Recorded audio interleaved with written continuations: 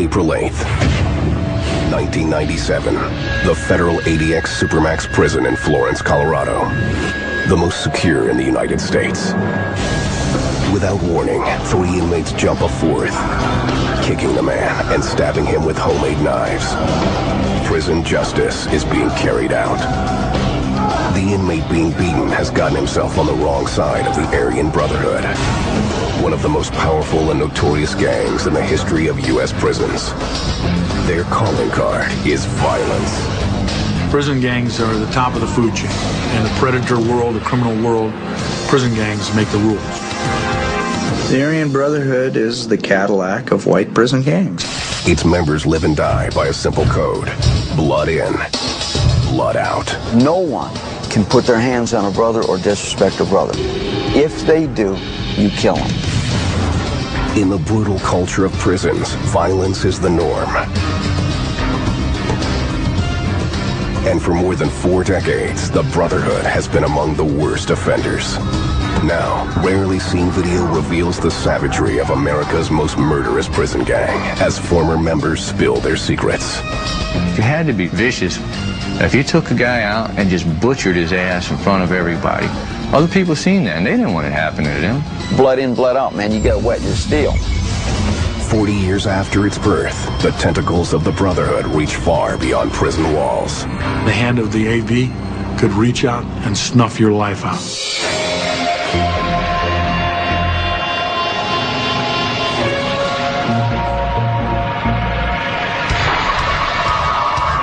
In prison, violence erupts without warning.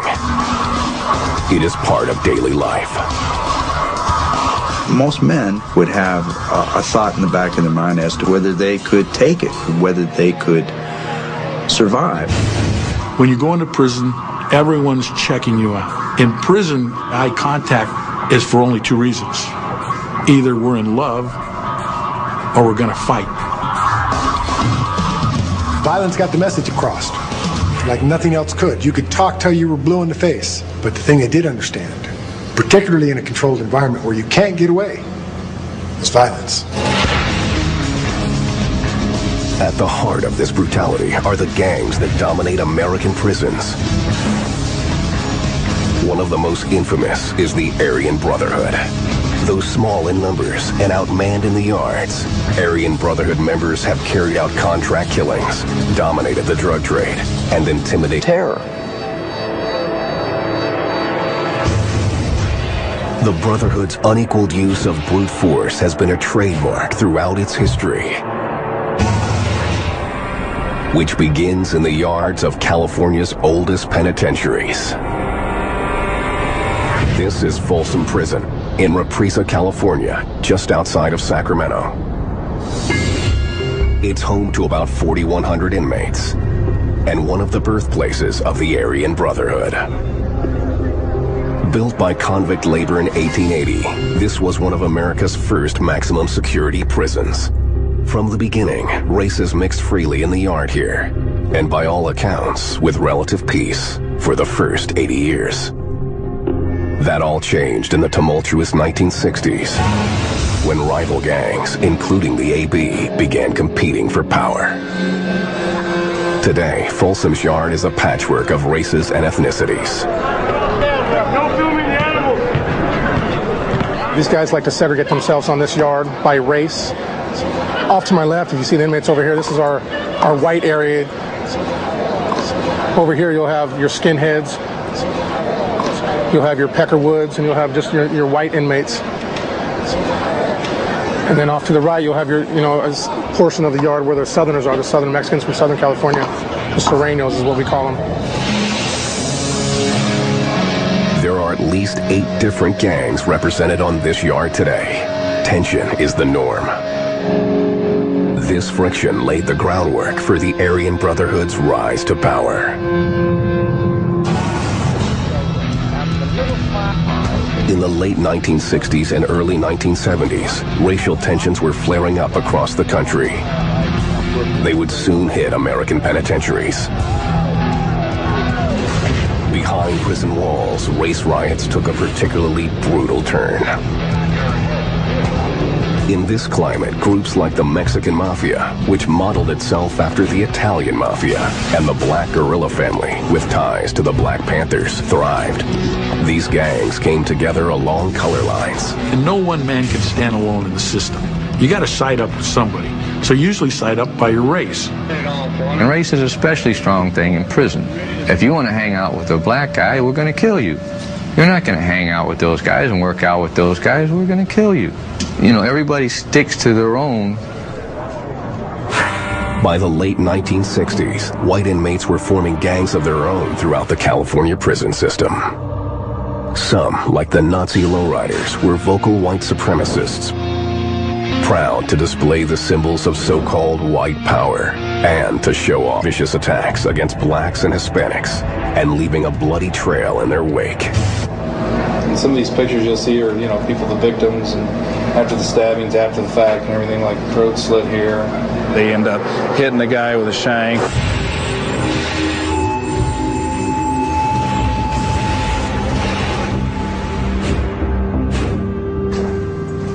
Some of these crude but deadly weapons have been preserved in the Folsom Prison Museum. By 1970, the Aryan Brotherhood was a force within the 30-foot-high walls of Folsom. The gang managed to stay off the radar of prison officials, but it was eyeing new talent.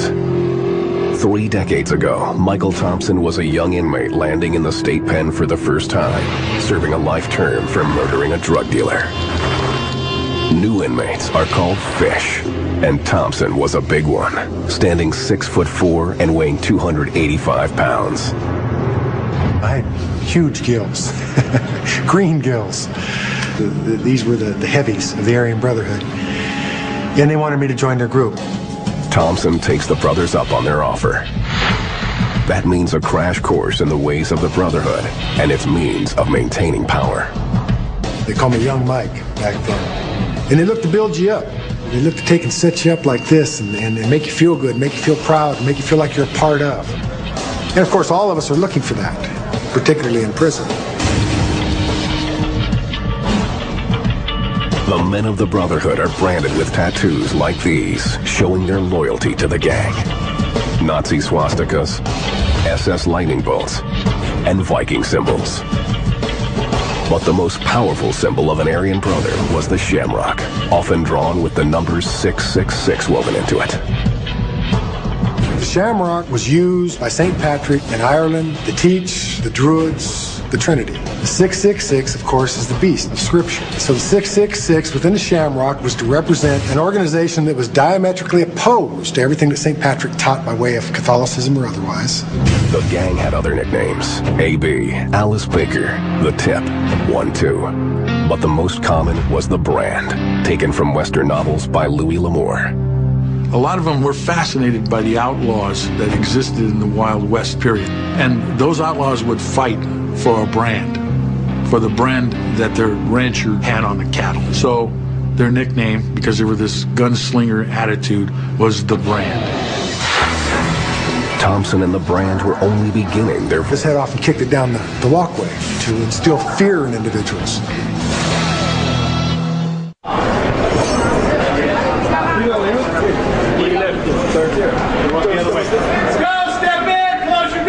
In prison, inmates' lives are controlled by the turn of an officer's key. Precautions like handcuffs and waist chains are especially critical when gang members are involved.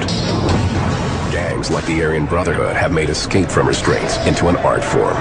Any convict worth his salt is going to have access to a handcuff key, anything that can open a set of handcuffs. An inmate showed me, an Aryan Brotherhood guy, that you could put it in your nose and sniff it up, and it goes into your nasal cavity.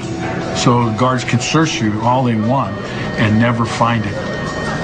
It's just something as simple as a comb. You got the ratchet on the cuff itself, and that's all you're simply doing is releasing the ratchet on the cuff. So you can do that. See the corner of the comb here? You got the cuffs on, and you just take and you slide that down in behind the ratchet, and it releases it. That's why guards are instructed to always double lock their cuffs. So cuffs aren't really a restraining device, they're just a temporary deterrent. They give you a few seconds to react to them coming out of those cuffs. Techniques like these have allowed inmates to take violent revenge on enemies, despite the presence of handcuffs, guards, and guns. They also allowed the Aryan Brotherhood to dominate prisons for decades, and gave them such power that the most feared man in America came to them for protection. 1972. Charles Manson is transferred to Folsom Prison from San Quentin's death row after the California Supreme Court declares the death penalty unconstitutional. Are you sane? That's relative. Manson arrives afraid. Fearing attacks by black inmates, he wants to join the AB for protection. The Brand says no. Despite their violent reputation, the Aryan Brotherhood does have a code of honor. The crime that Manson committed were offensive to the Aryan Brotherhood. Sharon Tate had a baby in her body. That is one of the rules. You don't kill children. You don't kill innocent people. Even with their contempt for his crimes, Michael Thompson and the Brand look at Manson and see dollar signs. Thompson says they began using Manson's cult of women followers to smuggle in contraband. So you keep Charlie close and you keep him under your wing and you keep him protected because you have access to his girls who have access to the weapons and things that you want, including drugs. The Brotherhood's smuggling operation is almost derailed. Michael Thompson claims Folsom officials installed metal detectors, but he says he found a way to beat them using a special weave of electrical tape. So I had them wrap these weapons with this specific weave and secrete them in their vagina and come into Folsom and visit us and give them to us in the visiting room. And then we would keister stash them and erect them and take them back in. Pretty soon we were fighting with buck knives as opposed to old scrap iron off bunk. By the mid-1970s, the Brand began extending its reach out of the California prison system and into the federal system. Some of them deliberately committed federal crimes, and they did that on purpose to continue their recruiting in the federal system. The most popular was bank robbery. Inmates carry the Brand to hardcore pens like Leavenworth in Kansas and the nation's highest security federal penitentiary in Marion, Illinois. A bank robber by the name of John Greshner was sent there in 1976. Born in Minnesota, he has spent most of his life in juvenile halls and prisons, including a 20-year sentence for armed robbery. I'm an outlaw, man. I'm involved in criminal activity. That's what I do. My forte is armed takeover robberies. I mean, that's my bread and butter. But I do a lot of things. I sell dope, I run guns, I do whatever. Wherever there's money, that's what I would do. Soon, Greshner is introduced to Brand members streaming into the system. He is wooed by Barry the Baron Mills, a commissioner and one of the highest-ranking members with the federal section of the AB. The commission is a new development for the Brotherhood, which had once been run as a collective. It was cumbersome. Everyone had an equal vote, and soon members of the Aryan Brotherhood leadership realized that they had to streamline this. The Brand develops a hierarchy. Barry Mills and T.D. Bingham will command the newly formed federal faction of the Brand. A four-man commission, including Michael Thompson, heads the California state leadership. At Marion, Mills begins schooling Greshner in the ways of the Brand, beginning with a simple rule. The Aryan Brotherhood comes first, above all things, above even your own life, above your family, your loved ones, country, God, anything. The Aryan Brotherhood comes first. Greshner is introduced to other gang members while at Marion, one of whom is Terrible Tommy Silverstein. Silverstein will soon show just how powerful the Aryan Brotherhood has become. They can do what once seemed impossible: kill a corrections officer in prison despite being handcuffed. Tommy was having a beef with the CO Klutz, Merle Klutz. They just got into this personal trip. And I knew Klutz for like 9-10 years before. I used to work for him on the Unicorp here. Klutz was okay. But him and Tommy got into this personal thing. Tommy started talking about killing him. A talented artist, Silverstein is upset that Officer Klutz had taken away his drawing pencils. He begins plotting his revenge.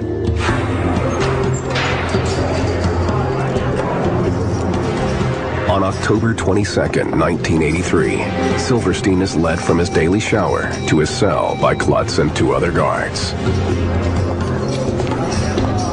As they walk, Silverstein leans against a cell, and another inmate uses a homemade key to unlock his cuffs.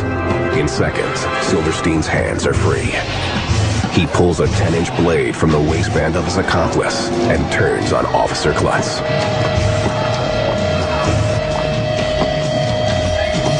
Tommy stepped up, boom, boom, boom, hit Klutz like 37, 38 times, killed him.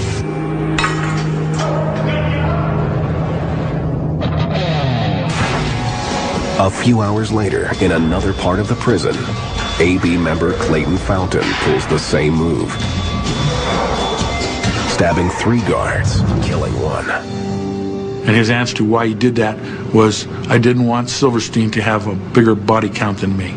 It was the first time in the history of the federal prison system that 2 guards had been killed on the same day. And it happened in the most secure prison in the U.S. The message was clear. No one can stop the brand. They are going to continue to kill, even from their isolated cells within the prison system. There's no safe place. For some inmates, the battles that erupt in the yard are a means of revenge, an expression of brute force. For the men in the Aryan Brotherhood, or AB, this violence was part of something bigger. And in the 1980s, they began to see themselves as more than just racist thugs. They envisioned building a criminal enterprise that would conduct white-collar crimes like ID theft and extortion. Still, in 1983, there were only about 100 AB members in the California prison system, out of around 35,000 inmates. They controlled prisons in part through intensive training. The Brotherhood immersed its new recruits in the way of the brand, supplying reading lists, prepping them for battle, and instilling in them a warrior mentality. They read Nietzsche, Sun Tzu, Art of War, The Prince, Machiavelli. These guys read these things. They're intelligent people. You had to be, if not smarter than everybody else, you damn sure had to seem smarter than everybody else. Bob Overton first heard of the Aryan Brotherhood while he was in prison in Oklahoma, serving a life sentence for murder. I would see these guys and I'd say, yeah, well, you know, they're smart, they're personable, they're in top shape, good physical condition, they're strong, command respect. Well, you want to be like that. The brand was impressed with Overton's military background.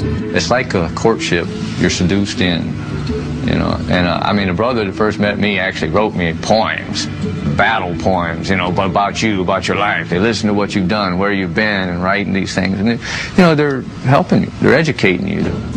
As a brother, he was groomed to be a more efficient killer. We studied Gray's Anatomy, anything, you know, so you would know exactly where and how to kill someone when you needed to. But this schooling wasn't for every white inmate. Only a few were considered worthy to wear the shamrock tattoo. I could get 20 guys that been in the fire, been on those battlefields, and you could get 1,000 guys that are just scrap, just dudes talking the talk but not really walking the walk, and them 20 guys will just decimate them. In the 80s, though, as the brand's power increased, this warrior culture was threatened. A rift developed within the Brotherhood. The trouble began when the brand began to enforce its rules with hits not just on inmates, but on those outside prison walls. 1983, Southern California. The AB is seeking payback against an inmate named Steve Barnes. He snitched on a fellow brand member and agreed to testify against him. They can't get to him, so they have Barnes' father killed instead. That sent a message that, you know, if you don't toe the line for us, if we can't get you, we'll get your family. Their policy prior to this had been, it was okay to kill another convict. It's not okay to kill somebody's children or parents. So a split occurred. Richard Valdemar, working with the LA County Sheriff's Department, hears of this split and sees an opportunity. Over the next 10 years, Valdemar and other law enforcement officials approached several brand members. Some of them agreed to talk. Everybody came after my mother, my grandmother, those people that I cared about. So here I am. In these once confidential videotapes, the men say that the AB are not just going after enemies, they're going after too many of their own. They'll kill me whenever they get a chance. The leader who is most upset with the shift in philosophy is Brand Commissioner Michael Thompson. It may sound a little bizarre to say that, there are values and ethics associated with even a criminal enterprise. Thompson is still troubled by the decision to murder Steve Barnes' father, a civilian. When that first came up, it was, let's kill his child. Let's kill his wife. Let's kill his mother and his father. So, whoa. Do you hear yourselves? This is what being a warrior is about to you? So I said, I'm going to step away. Michael Thompson has made a decision that puts his life at risk. He begins cooperating with Valdemar. When he does, Thompson is breaking the Brand's #1 rule, turning against his brethren. There's no going back. As seen in these tapes, Thompson spills the secrets of the Brotherhood's inner workings. You have either just the Shamrock, just the AD. Oftentimes you'll see all this, or part of it, camouflaged into other tattoos. Okay, and say if you have a collage on your arm, correct. If you look, sometimes you'll see 3 6s collaged in. And those are the type of things you want to look for. Then I would lecture about how to beat the metal detector, about the philosophy and psychology associated with gangs in general, about how to make a weapon, about manipulation of staff, things like that.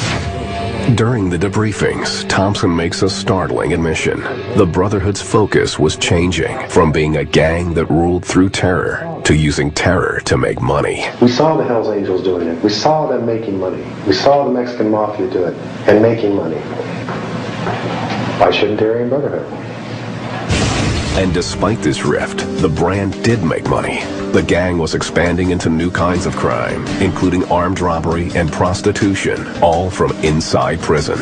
We started approaching it from the idea of a business, and that had value, and I understood that. So we began to restructure the organization. By the early 90s, the Brand was running drug trafficking rings inside the country's most notorious prisons.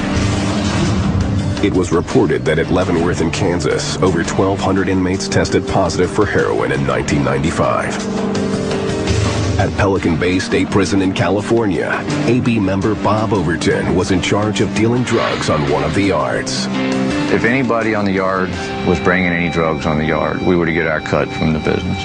It entailed keeping race relations with the other races. If there was a problem between the whites and the blacks or the whites and the Mexicans, whoever the problem was, you would mediate. But no gang, even the AB, can keep peace on the yard all the time. Pelican Bay State Prison in Crescent City. Violence explodes between rival black and Hispanic gang members in 2000. Guards set off tear gas and fire rubber bullets in hopes of bringing order. But the 200-man riot erupts for nearly 30 minutes.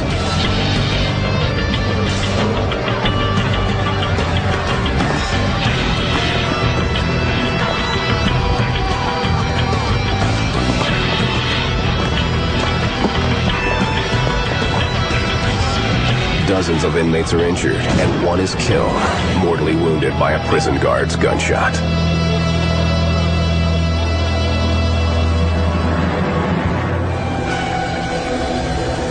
Afterward, officers collect more than 50 inmate-made weapons from the scene. It was one of the most violent riots ever to erupt at Pelican Bay. For the Aryan Brotherhood, this kind of disorder only disrupted business. We weren't looking to have wars out there because that would take the program from us. It would slow any business down that was coming in. Getting drugs into a maximum security prison is no small task, so the Brotherhood used every possible means at its disposal. Oh, drugs come in a lot of ways. Drugs come in through visiting rooms. Drugs come in through cops. And it's lucrative. It's a lucrative market. Often, the Brotherhood relied on third parties who weren't known gang members so they could receive drugs more easily. What I do is I use cutouts. And what happens is packages are sent to their visitors, they bring it in, give it to somebody else, they get it to me, they get their cut.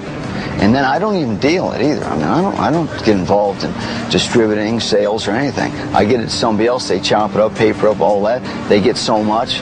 For so many they sell, they get so much of the proceeds and all that. And everybody else handles it. Narcotics help fund the criminal enterprise, as did their protection racket. And the brand would watch over one of America's most notorious crime bosses. Little did he know that he was being set up for a high-priced shakedown.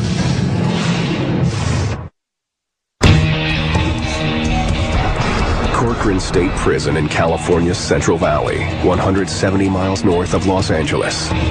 Once infiltrated by the Aryan Brotherhood, Corcoran is still home to several white gangs.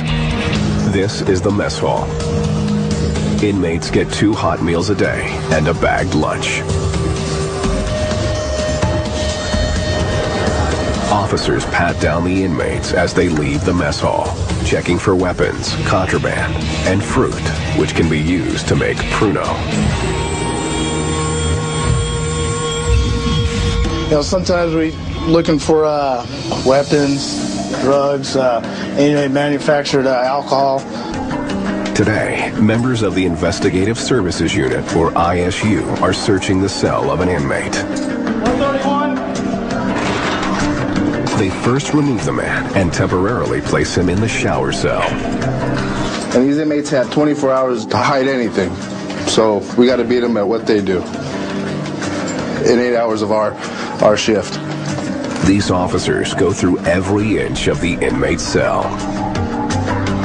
These particular ones have a little button right here which you can remove, in which they can hide contrabands inside the TV itself without breaking the seal. Right here would be fishing line, which we consider contraband. Inmates would take this, they would attach an object on this end, throw it under the door, exchange information, food, weapons with the fishing line. Sometimes you come across small items like this that you have to look for a piece of heroin the size of a match head. As part of their efforts to neutralize gangs at Corcoran, officers with the ISU have collected examples of weapons and drugs confiscated from inmates. This was cereal, and what they're doing is they get boxes of cereal and break a piece of cereal, put a small bundle of heroin or methamphetamine in, and coat it back with the cereal and glue it and put them back in the box, reseal it, and send it in.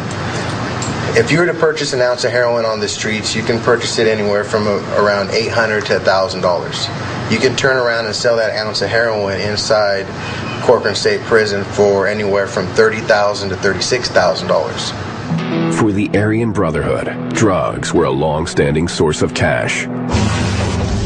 Protection was another, and a lot simpler than smuggling drugs. Pay the AB and get security from other prisoners. Among the Brotherhood's most high-profile clients was the Teflon Don, John Gotti.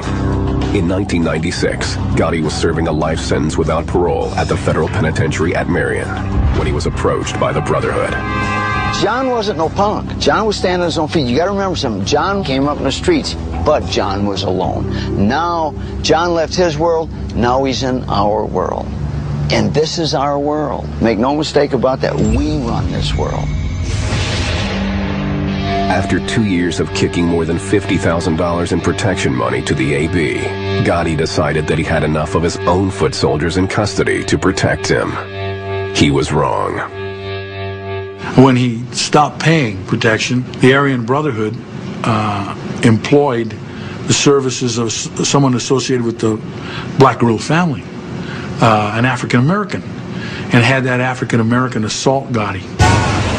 Gotti is attacked in the yard and asks the AB to reinstate his protection and to kill his attacker. He was farming out to any white groups that could pick it up, but specifically the AB. He wanted this guy hit. Gotti dies of throat cancer before the hit is ever carried out. Some believe the brand never intended to do the deed. Instead, the gang was flexing its muscle, fleecing the one-time head of the Gambino crime family.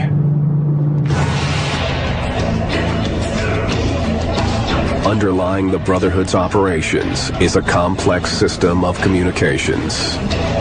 At Corcoran, officers John Lunas and David Gomez monitor and disrupt the chatter between gang members. What we have here is what we call kites. And what they do is these are means of communicating. Well, the reason why these particular kites are in an envelope was that because these kites were transported from another institution in a rectum of an inmate. But they don't write one kite. If one guy comes down, it's not like we send one letter. They'll send 4 or 5 or 6 different of the same notes. That way, if we catch one, the chances are out of one of those 5 or 6, one's going to get to the guy. Another means of communication dates back decades. So I'd get on the phone, talk to him through the toilet. You pump the water out of the toilets, and you talk through the pipes. It's just as good as Ma Bell. I mean, so we get party lines and everything going. It's all cool, right? They also send messages written with invisible ink. I used to call it hit and miss, the old slang term hit and miss, which meant piss. Literally piss, urine. And you write in it, and when you heat it up, it turns brown. But the most complex correspondence for the AB is drawn from a 16th century philosopher named Sir Francis Bacon. The Baconian or biliteral cipher is a complicated code using 2 different alphabets to mask a single message. Printed letters are assigned an A, while letters written in cursive are given a B. The different combinations of A's and B's represent letters of the alphabet. In this code, BBBAA equals the letter C, while AAABB represents the letter O. The result, confirm message. These codes kept the Aryan Brotherhood alive for decades. They also helped the federal government bring the most wide-ranging indictment ever against them. November 1998. Racial tensions boil over at the ADX Supermax in Florence, Colorado.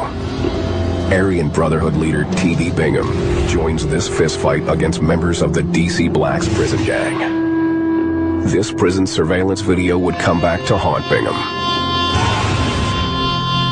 In March 2006, it became evidence against him in federal court as he stood trial for murder and conspiracy with 3 other members of the Brotherhood's leadership. It was the government's attempt to punish a group of self-avowed outlaws who were already behind bars. But this time, they would face the most severe punishment: death by lethal injection. For decades, prison officials tried to break up the Aryan Brotherhood and failed. Now, prosecutors turned to a federal racketeering statute known as RICO.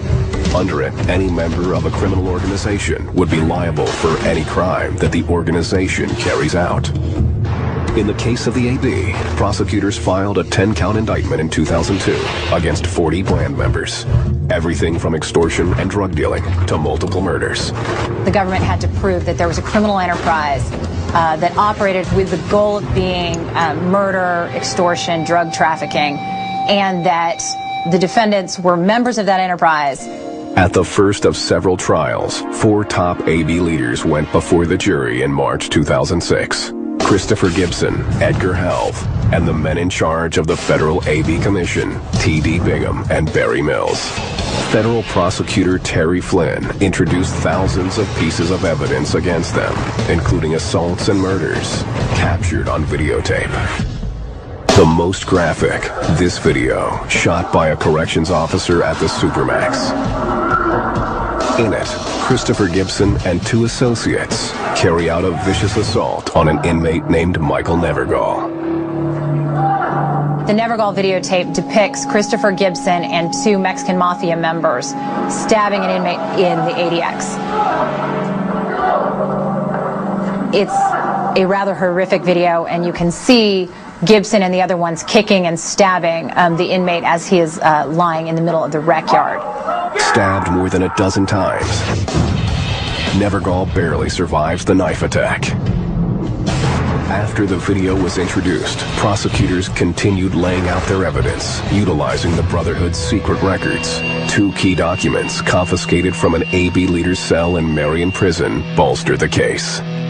They're what I like to call the mission statements of the Aryan Brotherhood. Documents that detail how the Aryan Brotherhood will operate.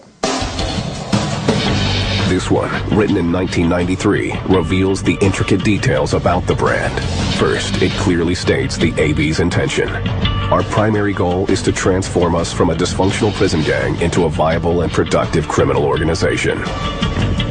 Then it lays out the structure of commission, counsel, businessmen, and enforcers. Finally, the document reveals the gang's pledge. The AB asks for your mind, heart, and life. Do you give us that? The new member responds, I pledge my mind, heart, and life to the AB. Then, prosecutors turn the brand's own secret communication against it. They present the most damning evidence, a letter written in the complex biliteral code. It begins with the word Bubba and appears to congratulate an AB member on the birth of a baby. When prosecutors crack the code, they realize it's a call for a race war against the brand's nemesis, the DC Blacks prison gang. The defendants had worked out a code for murder, baby boy versus baby girl. If it was going to be a baby boy, meant that it was going to be war with the DC Blacks. A letter sent from the AB leadership deep within the walls of the Colorado Supermax led to the murder of 2 African Americans at the federal prison in Lewisburg, Pennsylvania. The jury finds the 4 leaders guilty of murder, racketeering, and conspiracy to commit racketeering. But after 5 days of deliberation, jurors can't agree on a sentence. The judge declares a mistrial. The default sentence, life in prison. But all 4 men are already serving life sentences. Immediately after the trial, Flynn calls the case a success, saying it proves that the government will go after violent prison inmates. Others view the outcome as a failure. What deterrent is a life sentence? Absolutely nothing. They're already doing life. Prison is their home. This is the environment they thrive in. So it's not a punishment. We needed the death penalty to send a message to the others. We take the murder of other inmates and staff and civilians serious. As a result of the 2002 indictment against the brand, all known members have been rounded up and placed in the most restrictive housing units. Officials believe they have the Aryan Brotherhood under control, for now. But they have no way of knowing which gang might become the next AB.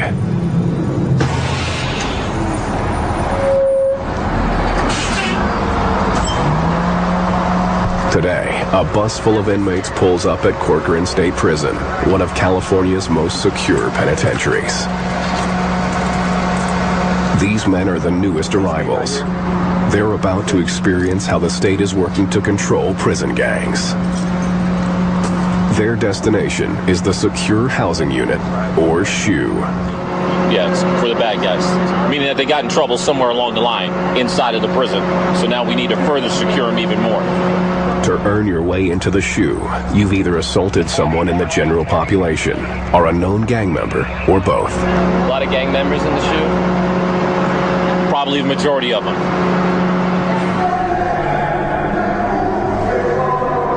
This is a rare glimpse inside the SHU.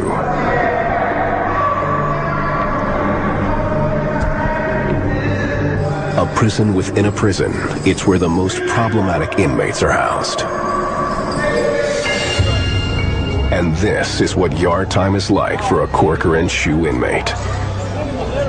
The only time they spend outside their cell is in a steel cage. Less human contact means less likelihood of murders and other crimes. You're looking at it, you know what I mean? We get about 3 hours out here every other day. That's about it. You know what I mean? Other than that, you get your 3 meals a day and a 5-minute shower. That's it. You got 5 minutes. The rest of the time, you just sit in your cell and read, you know what I mean? Do what you can to try and maintain your sanity. The Corcoran SHU can handle more than 1,000 inmates, and it often reaches capacity. For California AB members, they either serve their time in the SHU or cooperate with authorities and live out their years as protected inmates, but also as marked men. John Greshner and Bob Overton have spent most of their adult lives behind bars, but their willingness to turn on the Brotherhood has earned them points with authorities and a chance at parole. It's unknown if that will ever really happen. They say that they have stayed out of trouble on the inside, and they have a cautionary message. If you stay in a gang, you're going to jail. Don't think you're the exception to the rule. Nobody's the exception to the rule. You know, I used to think all this stuff happens, yeah, him, that happens to them. It don't happen to me. Oh, it happens to you too. It happens to everybody. You know, this prison system is no glamour in here. There's nothing to bring somebody here. This is not a life. This is just an existence. Michael Thompson lives a slower life compared to his days as a self-described AB warrior 30 years ago. Today, he talks of avoiding conflicts in the yard, but he speaks with a quiet, ominous warning. So now I go out to this yard here, and I got some drunk that rides up on me, and he squares back, and he says, doubles up his fist, and he says, "Do we have a problem?" I'm thinking, I said, "No, sir, we don't." And I turn around and I walk away. See, that's part of my evolution. But little does he know. See, I could crush his face.